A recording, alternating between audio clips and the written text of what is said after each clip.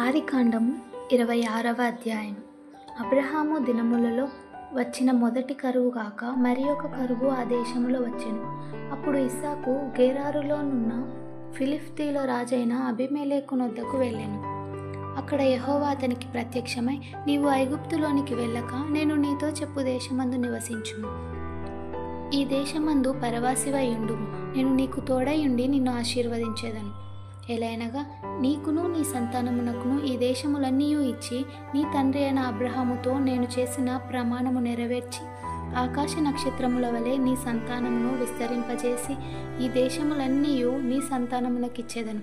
నీ సంతానము వలన సమస్త భూలోకములోని సమస్త జనులు ఆశీర్వదింపబడుదురు. ఎలైనగా అబ్రహాము నా మాట విని నేను విధించిన దాని నా ఆజ్ఞలను, నా కట్టడలను, నా నియమములను గైకొననని చెప్పాను. ఇస్సాకు గెరారులో నివసించాను. ఆ చోటి మనుషులు అతని భార్యను చూచి ఈమె ఎవరని అడిగినప్పుడు అతడు ఈమె నా సహోదరి అని చెప్పాను. ఎందుకనగా రిబ్కా చక్కనిది గనుక ఆ చోటి మనుషులు ఆమె నిమిత్తమై నన్ను చంపుదురేమో అనుకుని తన భార్య అని చెప్పుటకు భయపడాను. అతడు చాలా దినములుండిన తరువాత ఫిలిష్తీయులు రాజైన అబీమెలెకు కిటికీలో నుండి చూచినప్పుడు ఇస్సాకు తన భార్య అయిన రిబ్కాతో సరసమాడుట కనబడెను. అప్పుడు అబీమెలెకు ఇస్సాకును పిలిపించి, ఇదిగో ఈమె నీ భార్యయే, ఆమె నా సహోదరి అని ఏల చెప్పితివని అడగగా ఇస్సాకు ఆమెను బట్టి నేను చనిపోవుదునేమో అనుకొంటినని అతనితో చెప్పెను. అందుకు అబీమెలెకు, నీవు మాకు చేసిన ఈ పని ఏమి? ఈ జనులలో ఎవడైనా ఆమెతో నిర్భయముగా శయనించవచ్చునే. అప్పుడు నీవు మా మీదికి పాతకము తెచ్చిపెట్టు వాడవు కదా అనెను.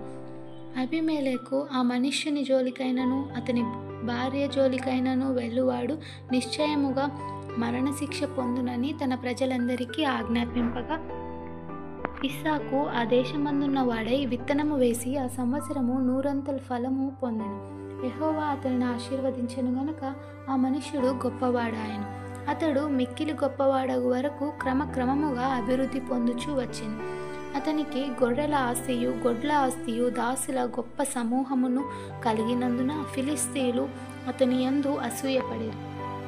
అతని తండ్రి అయిన అబ్రహాము దినముల్లో అతని తండ్రి దాసులు త్రవ్విన బావులన్నిటిని ఫిలిష్తీయులు మన్ను పోసి పూడ్చివేసిరి.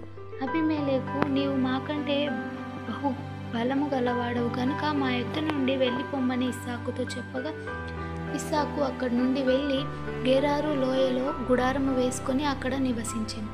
అప్పుడు తన తండ్రి అయిన అబ్రహాము దినముల్లో త్రవ్విన నీళ్ల బావులు ఇస్సాకు తిరిగి త్రవ్వించాను. ఎలాగనగా అబ్రహాము మృతి పొందిన తరువాత ఫిలిష్తీయులు వాటిని పూడ్చివేసిరి. అతడు తన తండ్రి వాటికి పెట్టిన పేర్ల చొప్పునే తిరిగి వాటికి పేర్లు పెట్టాను. మరియు ఇస్సాకు దాసులు ఆ లోయలో త్రవ్వగా జలలు గల నీళ్లు బావి దొరికెను. అప్పుడు గెరారు కాపరులు ఇస్సాకు కాపరులతో జగడమాడి ఈ నీరు మాదే అని చెప్పిరి గనుక వారు తనతో కలహించినందున అతడు ఆ బావికి ఏషేకు అను పేరు పెట్టెను. వారు మరి ఒక బావి త్రవ్వినప్పుడు దాని కొరకును జగడమాడి గనుక దానికి సిత్నా అను పేరు పెట్టెను. అతడు అక్కడ నుండి వెళ్ళి మరి ఒక బావి త్రవ్వెను. దాని విషయమై వారు జగడమాడలేదు గనుక అతడు ఇప్పుడు యెహోవా మనకు ఎడము కలుగజేసి ఉన్నాడు గనుక ఈ దేశమందు అభివృద్ధి పొందుదామనుకొని దానికి రెహోబోతు అను పేరు పెట్టెను.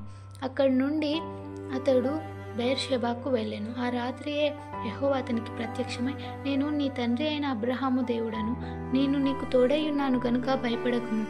నా దాసుడైన అబ్రహామును బట్టి నిన్ను ఆశీర్వదించి నీ సంతానమును విస్తరింపజేసేదనని చెప్పాను. అక్కడ అతడు ఒక బలిపీఠము కట్టించి యెహోవా నామమున ప్రార్థన చేసి అక్కడ తన గుడారము వేశాను. అప్పుడు ఇస్సాకు దాసులు అక్కడ బావి త్రవ్విరి.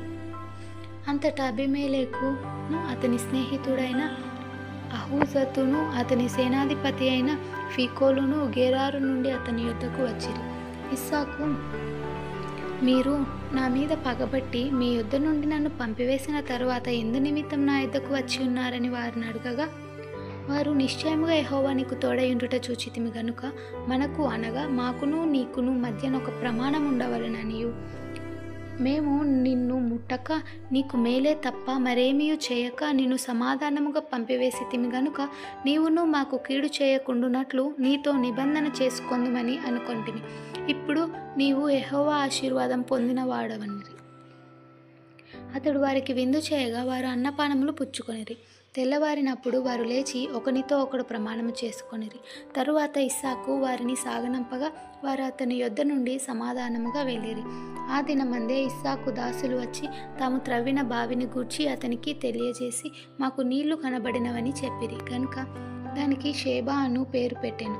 కాబట్టి నేటి వరకు ఏశావు 40 సంవత్సరముల వాడైనప్పుడు హిత్తీయుడైన బెయేరి కుమార్తెయగు యహూదీదును హిత్తీయుడైన ఏలోను కుమార్తెయగు బాషెమాతును పెళ్లి చేసుకొనెను.